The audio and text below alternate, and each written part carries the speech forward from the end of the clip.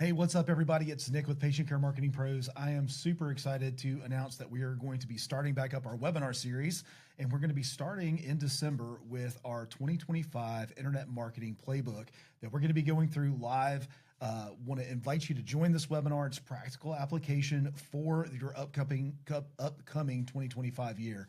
So go ahead and register for it. We'd love to see you on that call. We're going to be going over budgets. We're going to be going over what trends are happening right now going into 2025 to help you expand and grow your clinic. We're going to have practical applications, swipe and deploys for you to put into practice in your clinic. So I want to see you on that webinar, and I look forward to meeting you there. Thanks. Join us for the Year 2025 Healthcare Marketing Plan webinar on Tuesday, December 10th at 2 p.m. Central Time. Register now using the link in the description. What's going on, everybody? Nick the Marketer back with another podcast episode with Walk-Ins Welcome. We're always here to help you grow your clinic. We want you to get more patients, deliver better care. We want repeat visits and to scale your clinics. I can't wait to have LynAnn Weaver with me today. She is going to be on the podcast. We're going to be going through some really good material, but I want to lay this up nicely because LynAnn and I became acquainted at the Merchant Symposium. I think I'm saying that right. I'm probably butchering Merchant Medicine Symposium. Merchant Medicine Symposium. I want to make sure that, thank you, LynAnn. So we met there. How I got acquainted with you was you were a keynote speaker at that event. And I was getting, first of all, it was a great event, but there was, there was some good stuff. There was some dry stuff, but very little on leadership in the clinic space. And I was very, very excited to hear that because I love leadership. So real quick, LynAnn Weaver, we met at the Merchant Medicine Symposium. She's the founder of Healthcare Elevation Partners. She's a certified high performance coach, healthcare leader, and advocate for physicians and healthcare leaders' growth and their well-being. I love that. She's got an MBA in healthcare administration from what's arguably my favorite state, which is Colorado. I believe you went to the University of Colorado in Denver. Yep. A neurosciences service line director. I can't wait to hear what that is because I have no idea what that is. But nationally recognized achievement. So it's for somebody at the stroke center, right? Led growth of physicians, practices, and services by 30 to 67%. That's huge. A semifinalist in the Great American Speak Off. That means you know how to talk to people. I'm super excited about that. Quick note of your personal journey. Overcame a life-changing car accident. I hope I get a little bit of that because I'm very curious to hear about that. And I could imagine the recovery and the impact on your leadership was huge there. Some focus areas. I'm just going to focus on one because there's so many here that we have listed out. Really today, talk about burnout more than anything. And I think that's going to be a huge part of our conversation. But without further ado, LynAnn Weaver, say hello to the Walk-Ins Welcome audience and tell us one thing about you that nobody else knows. Hello. Well, Hi. First off, I am very excited to be here. Glad that we had the opportunity to connect at Merchant Medicine Symposium. Something that very few people know about me is I have summited over 14 14ers. And for anybody who's not from Colorado or doesn't know what that is a mountain that is over 14,000 feet. And part of my journey, that was one of my goals to be able to do again after my car wreck, especially being told that I would never walk again.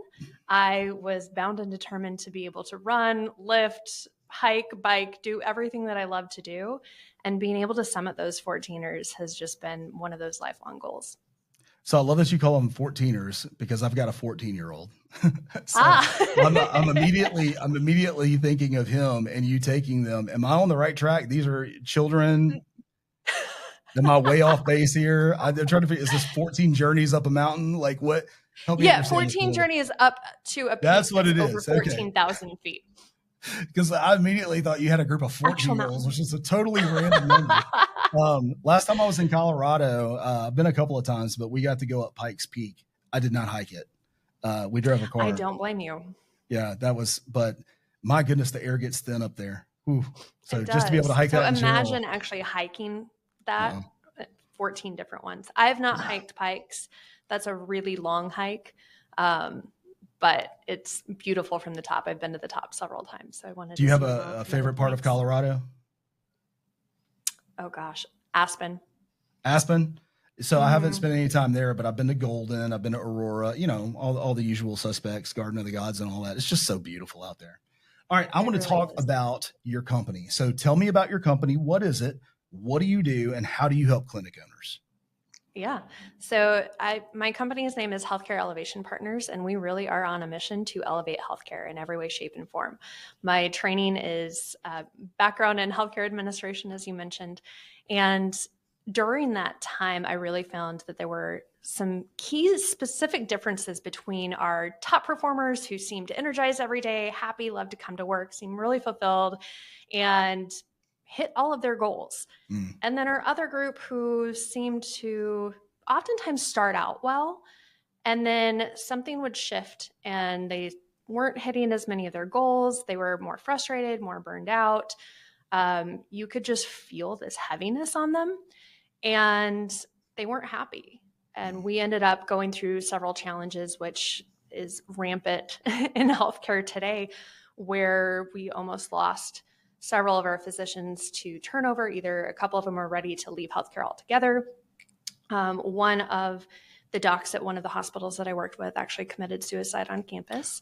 Oh, I no. lost a colleague also to suicide, and all of it tied back to burnout, the way that they saw themselves, the way that they felt so hopeless in that situation and not thinking that things could change. And so going through all of that, I went, oh my gosh, I have to figure out how I can start to help support my teams better. I don't have the tools for this. I don't have the resources or the training for this. So this isn't what we talked about in when I was going through my MBA program. None of the other leaders really had great solutions at that time. And I started diving into everything that I could about leadership, personal growth and development, found the world of high performance and went, oh my gosh, there's 6 key strategies that really anybody can master to become a high performer, which we define high performance as achieving heightened levels of sustained success over the long term without sacrificing health, well-being, or positive relationships along the way. And taking that concept and tying it together with my background in business development. I was a physician liaison. A lot of my service line responsibilities were around strategic planning, operations, and business development. And so kind of melded that together with everybody needs to hit their goals. How do we help them hit them sustainably, be as busy as they want to be, hit their revenue targets, and not burn out? Because we want people to be happy, successful, and fulfilled. And so Healthcare Elevation Partners really is kind of a pioneer in the fusion of business growth strategies, leadership, and well-being. So I always take notes on my desk when I'm having conversations here, but something that stood out to me is you have a goal to help people feel happy, successful, and fulfilled. And what that immediately makes me think are that a large percentage, maybe not even a large percentage, but a percentage of doctors and clinic owners and physicians, maybe they don't have any joy, or they feel like they're failing, or they feel empty. So that's like the antithesis of the 3 things that you're talking about. But burnout can set in really, really quick. So what are some, like, yes, you have happy, successful, fulfilled, but what are some of the key indicators of burnout? Like what are the initial signs? So people who are starting to just really kind of lose that joy in their work. That's one of the key indicators that I've seen. The ones who go from, it's that shift from, okay, I'm connected to my passion and my purpose. I feel fulfilled when I'm doing my work. I'm happy. I'm energized. I know why I'm here. To the stress is overwhelming. I'm feeling chronically stressed. I don't feel like there's a way out. I've lost my joy, which there's actually a direct correlation between joy and success. And there was a study out of a meta-analysis out of Harvard called The Happiness Advantage that showed that when you're in a positive state of mind, so what we would experience as joy or happiness, you are up to 31% more productive, 37% better at sales, which everything we do is sales, from getting your kids to do their homework to convincing a patient that they actually need to follow your recommendations, to creating an experience for your patients to where you're, growing your volumes substantially. And one of the things that I thought was most interesting out of this study was that physicians are 19% faster at determining inaccurate diagnoses, just because of, it's really the neurochemical state that we're in, but our experience of stress versus anger, frustration, negative emotions, or happiness, joy, fulfillment. Well, I love that you said joy and purpose. Well, yeah, I don't think you said the word purpose, but that's what it sounds like. Like, why you're doing what you do, which means there's purpose behind it. If you're listening to this and you feel like you don't know why you're getting up every day and doing what you're doing, you're either burned out or you're right on the cusp of it. You know, if you're not smiling throughout the day and it's not a pleasure to be at your office or at your clinic or at your job or treating a patient, your joy is slipping and you're on the verge of burnout. I think the ultimate goal here is to identify these things so we don't get to that end state where somebody's trying to take their own life. You know, that's huge, right? Absolutely. Yes, you want to be successful, but let's dodge that bullet too. God, that sounded bad. I may have to go edit that out. You know what I mean? Way to bring in a little bit more, break up the mood. Right. Absolutely. Right. And it really is, so much of it comes down to the way that we're interpreting our situation. Sure. And what I mean by interpreting is we are meaning-making machines. So everything that we experience, any interaction with somebody, the external pressures that we're facing, how good at something we are or not, all of that starts to compound to create our self-belief. What we think what we think we're capable of, who we see ourselves as, who we think other people see us as. And that belief actually shapes the way that we interact with people, the actions that we take. And those actions are the drivers of success or failure. Right. I would consider, if you're burning out, which I've been there, I've hit that point. And there's multiple factors that are involved with it. However, one of the most effective tools and strategies that can really shift people and that made the biggest difference for me, and I've noticed also made one of the biggest differences in my clients, is being able to identify what is the meaning I'm giving to this situation right now, and how can I change that to where it's something that's more empowering, not as frustrating, something that can bring me joy. And so, for example, oh my gosh, I have all of these charts left to do. I'm hours behind. I'm not going to get to do X, Y, or Z tonight. It's, wow, I have this many charts to do because I've been able to help this many patients. But you don't get there if you've disconnected from your purpose, which is why I shared a little while ago, like, we kind of have 4 foundational elements that really tie together well to build a thriving, amazing practice. And the first and foremost is clarity. Clarity on your why. What is your purpose? Why do I do this? If I didn't get paid another dollar in my life for this, what is it about this that made me go into it? What impact am I making? Who am I helping? Not just the patient, but the patient's family, the place that the patient works, everybody that their organization impacts. Like, when you start to stack all of that out, it takes the pressure and focus off of us and helps put it back on our purpose and our reason. And connecting to that can change that entire meaning that we give to any frustrating situation. Right. Well, it sounds like everything stems or starts with identifying your why. You know, why am I doing this? What is the purpose? Is this to grow a clinic? Is it to grow a fleet of clinics? Is it to provide for my kids and my family? Do I genuinely, like, most of those things you think about first as a business owner, maybe not a clinician, but definitely a business owner. And then secondary, sometimes you think about the impact you're making with your clients or your patients.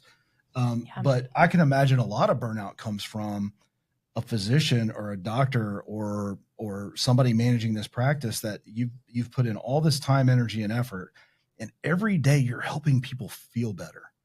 And they almost never say thank you. They just leave a 1-star review on Google. Yeah. You've done all of this effort to help, genuinely help. And it's either overlooked or received negatively, unless you solicit a 5-star review, because that's like part of my world. Right.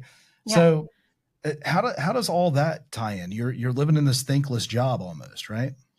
That goes back to the belief that you have about yourself, the language that we use, especially as it relates to self-talk. because you know that you are never going to make everybody happy. Right. We live in a society where we do have patients who come in who have mental disorders or have drug addictions or who have unreasonable expectations, who are just out there to try to find somebody to mess up so that they can sue them.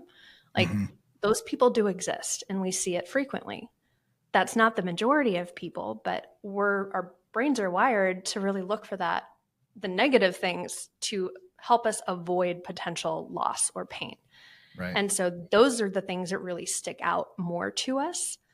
And when you get, say, a 1-star review on Google, it can be really, really challenging and kind of self-defeating. And we all have an ego, and it can be damaging to that ego and, contradictory to what we see ourselves as or wanting to be. Having a list of questions to ask in a situation like that, again, to reframe that meaning that we're giving to it. Does this 1-star review really mean that I'm not a good provider, not a good, whatever position you are in, if it references back to front desk, to whomever? And then what can I be grateful about this situation? And sometimes that can be a really difficult question to ask, but it's an incredibly powerful question with the right framing. And so what can I be grateful about this for? One, maybe it helped us identify some sort of issue that we didn't know was negatively impacting our patients. Now we have the opportunity to fix it. Right. What can I learn from this? Was this really an ideal patient? If not, how do I start to attract more people who would leave 5-star reviews? And that gives me some, ability to change either how I'm showing up, who I'm reaching out to, how I'm framing our marketing, how I'm, reaching out to potential referral partners, or am I asking the right patients to refer their friends and family? Am I even asking for referrals? Am I asking for the 5-star reviews? What can I learn from this situation? And those are the things, as you start to stack them. What you described earlier was a lot of providers, especially, don't feel like they've got autonomy. They went into medicine oftentimes thinking, I'm going to be able to really, impact the way that I'm practicing medicine, the way that I'm treating patients. And that's not always the case. And then you have the administrative burdens that come on top of that, the operational challenges, and the people component of that, where they may not have the skills to actually have the autonomy that they're wanting.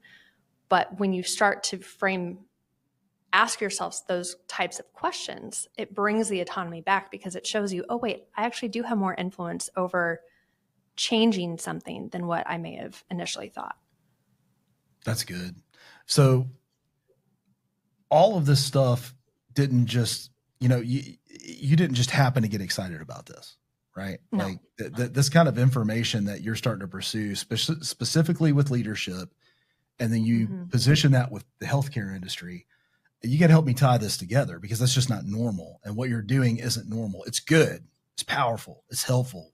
It's improving people's well-being, but it's not by accident. Take me on that journey a little bit. How did you get from point A to point D, E, F, G, all of that? Yeah.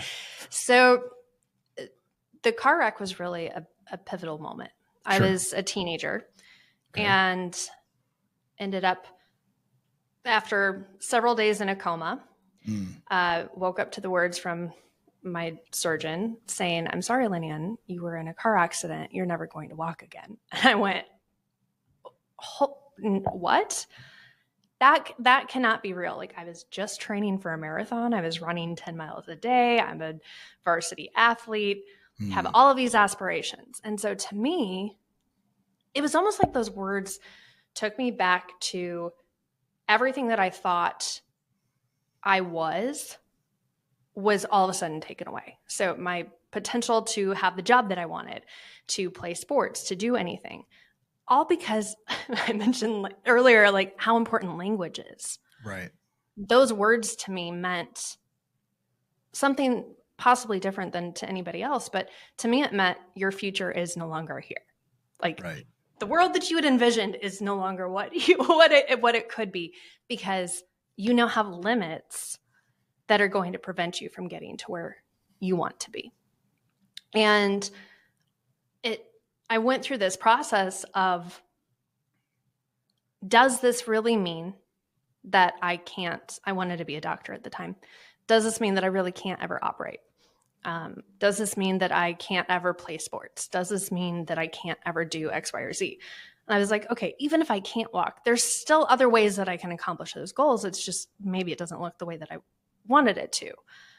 And then it got to the point of where I said, I don't care what my doctor says. Mm-hmm. I am bound and determined to walk, and there is no other option.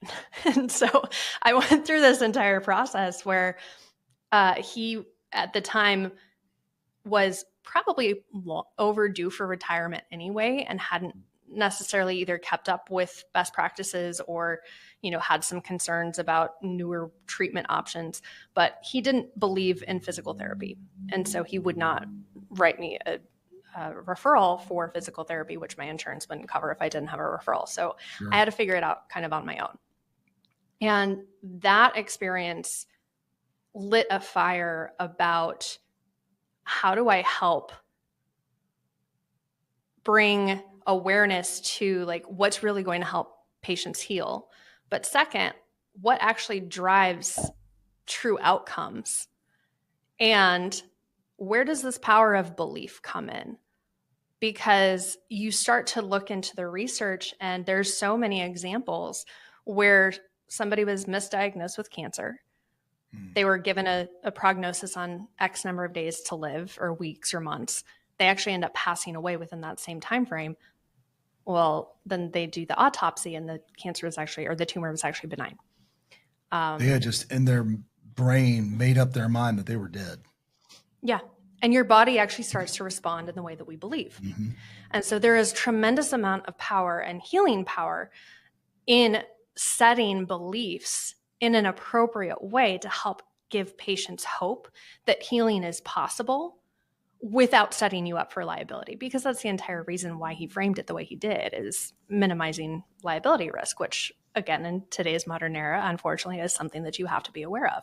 Right. But it made me realize that our best and brightest aren't, like, they're taught how to operate, they're taught how to treat patients, they're taught how to, distribute medications and do all of these other things that medical school teaches them how to become an expert in. They don't know how to human. Right. And we can't take that part out of medicine.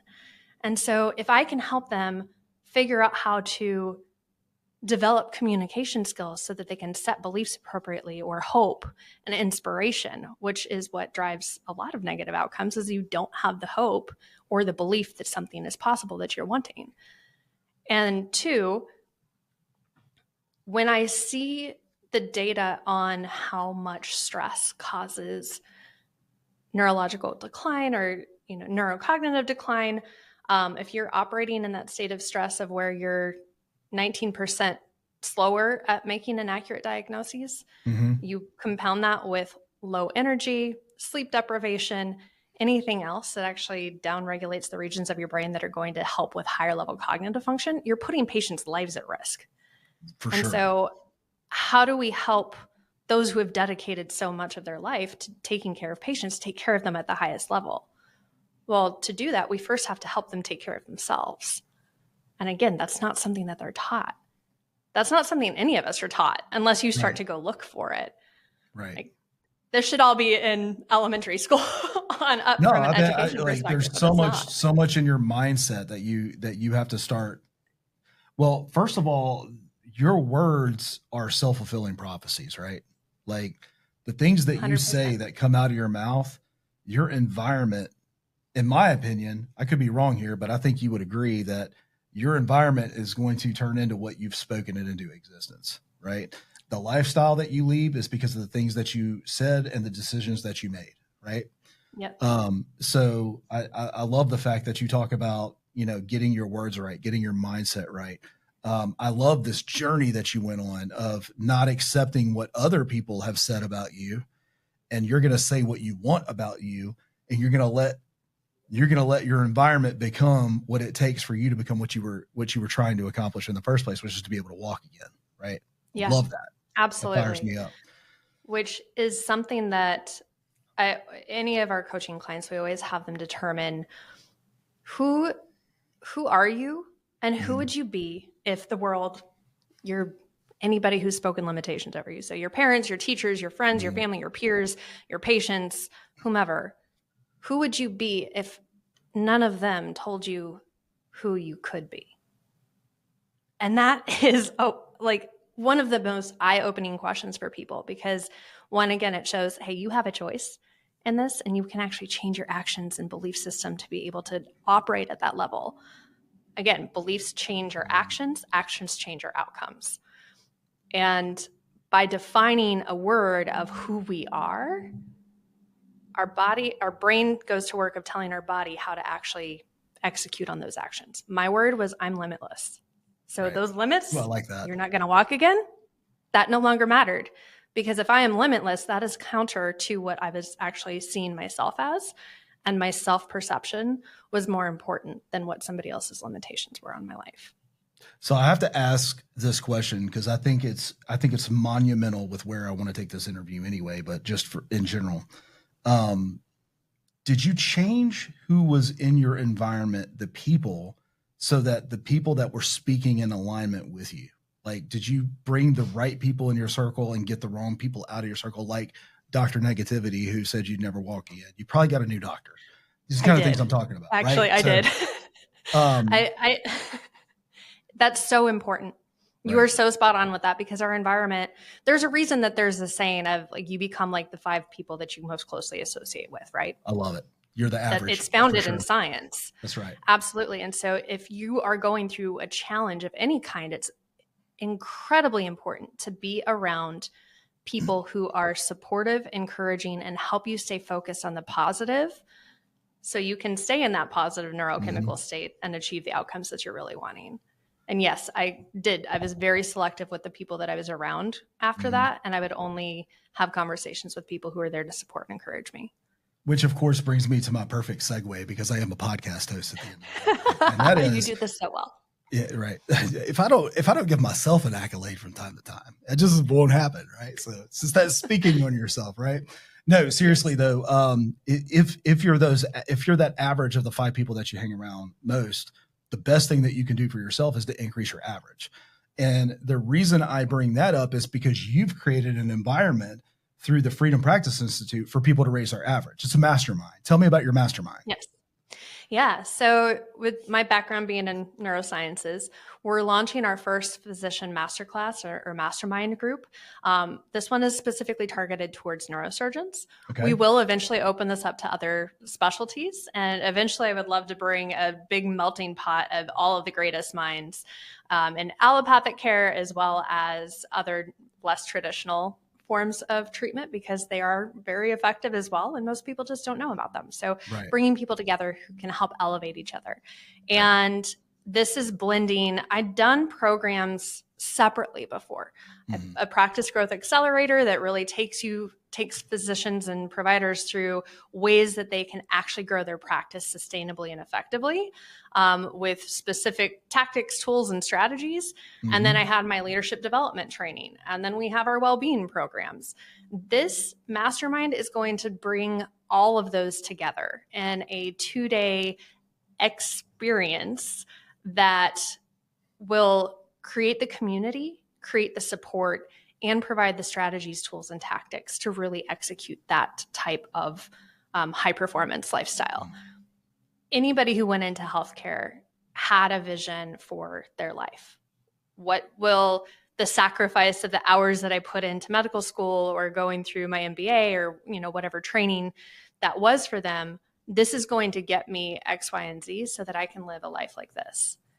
Well, so many of our physicians especially no longer see that as a possibility. And they think that if for me to have the level of success and hit all of the numbers, it also requires complete sacrifice of everything else in my life. And I've seen too many of our docs lose marriages, lose relationships with kids. Several of them have talked to me now about suicidal ideation, even though they haven't actually executed it, because they feel everything else outside of their form of practice is completely spiraling out of control. Well, if we can give them the tools to first learn self-awareness, how to lead themselves in a way that's going to set the appropriate boundaries so that they can still operate at the most effective level. Give them the productivity or efficiency tools so that they can get more time back, so that they have time to spend doing the things that they love, wanted to do in the beginning, and spending the time with the people that matter most to them. And then giving them the stress management tools, the burnout prevention, the wellness or well-being education and experience, because it really is an experience. People don't recognize or realize how powerful some of the well-being tools and strategies really can be until you get to experience them and you can feel the before and after. And so we've tied all of those together into this powerful 2-day experience, which will be followed by a 12-month ongoing mastermind with some of the top minds in the industry. I'm really excited about it, to be able to bring the change that I've seen in each one of those groups from the different ones that we've worked with and put this all into a very structured, tangible, quick execution type of format. I love it so much. My team and I myself am part of a mastermind. I have a coach for my business. I have a coach for my company. I'm in a mastermind of other agencies that are trying to do the same thing that I'm doing. They're much higher levels. A lot of them are at my peer level. Some of them are below me, but it's the average, right? You want to make sure that you're increasing that average. So I think masterminds and these type of workshops where you come together are crucial. But somebody may be listening that may be like, hey, I think I'm feeling some of those things that LynAnn's talking about. I think I may be like, I'm not suicidal, but I definitely feel some burnout. I'm a little frustrated. Sure. You've put together something that I'm just so grateful for. And I think that our audience is going to be grateful for. It's this high performance indicator assessment. You're giving it away for free. It's got a $97 value, but it's completely free. You're not going to blow them up. You're not going to drive them crazy. It's just a tool. Tell me about the tool and tell me how to access that tool. Let's give that out to the audience. Yeah. So accessing it is healthcareelevation.com/HPI for the high performance indicator. What this does is it allows you to it's a self-assessment that was based off of one of the largest studies on human performance in the world. And it allows you to see what areas of your life that you may not be excelling in, that if you made some minor shifts and tweaks in those areas can really elevate the experience that you have in life, the success that you have, your happiness, work quality, all of the pieces that really drive true success are tied into this assessment. And then it'll give you a report at the end that shows you some of those areas and with some key steps to be able to follow to really elevate yourself in those areas. One thing to note is we do not capture that information. It is not emailed out to you. So please take a screenshot of it as you finish it. That way you're able to actually keep those results, reflect back on them, and make some of the recommendations. I love that. So I love that you don't capture the information, but we also want you to have information. So we're going to drop in the show notes, the link to the self-assessment. Make sure that you screenshot it, the results, so that you have them. And then also, like, people may want to connect with you and receive your services. And before we give out that information, I need to throw this out there. To everybody listening, I've had a chance to listen to LynAnn from stage, and incredible speaker, but that isn't what makes her good at what she does. It's the substance of what she's talking about. It's the history that's brought her up to this point. Those are the kind of things that I'm looking for when I'm looking at somebody who can coach me in a situation, or somebody who can bring me into a group of people that are going to connect the dots for me. Not just the way you speak, but the substance in what you're speaking about. So I wanted to throw that out there for LynAnn. Incredible person. I've had the chance to speak with her now multiple times. So proud to have you on the podcast. Where can people connect with you if they want to connect with you directly? Email, LinkedIn, however you want to do that. Yeah.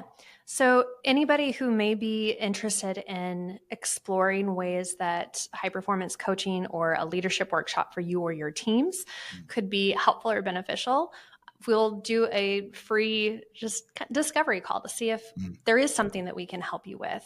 Or if not, maybe there's somebody else that we can refer you to who can actually address your needs even better than what we could.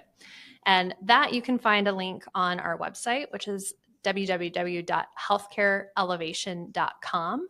And then there's a couple different locations of contact us or book a call. Or you can email me directly at LynAnn@healthcareelevation.com. And LynAnn is LynAnn. Also active on LinkedIn, just linkedin.com/in/LynAnn Weaver, LynAnnWeaver. Those are the best ways to find me. We will drop all of those links in the show notes for you to be able to just click on and have easy access. LynAnn, it has been such a pleasure to have you on the podcast today. I'm so grateful for your time. Thank you for coming on. Thank you so much for having me. This has been a blast. All right. Well, you're the average of the people that you hang around the most. And I'm just telling you that LynAnn just raised your average today. So thank you for listening, and we'll see you next week. Y'all have a great week. See ya.